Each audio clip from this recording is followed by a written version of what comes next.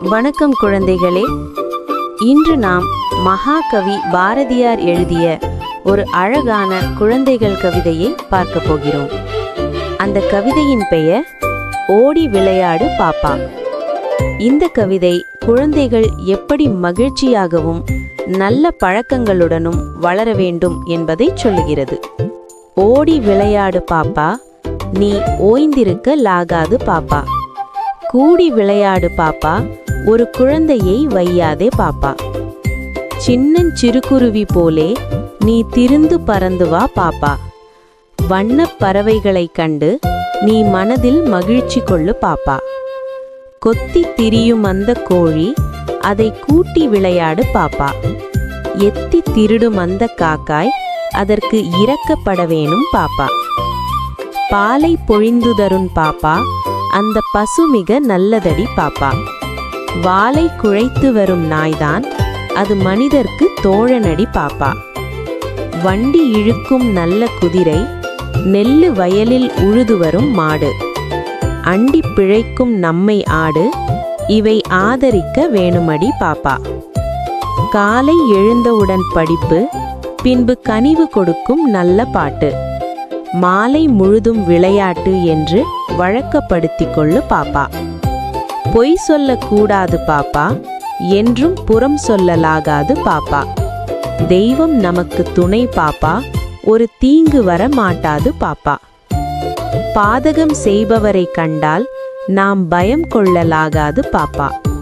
மோதி மிதித்து விடு பாப்பா, அவர் முகத்தில் உமிழ்ந்து விடு பாப்பா. துன்பம் நெருங்கி வந்த போதும் நாம் சோர்ந்து விடலாகாது பாப்பா. அன்பு மிகுந்த தெய்வம் உண்டு, துன்பம் அத்தனையும் போக்கிவிடும் பாப்பா. சோம்பல் மிக கெடுதி பாப்பா, தாய் சொன்ன சொல்லை தட்டாதே பாப்பா.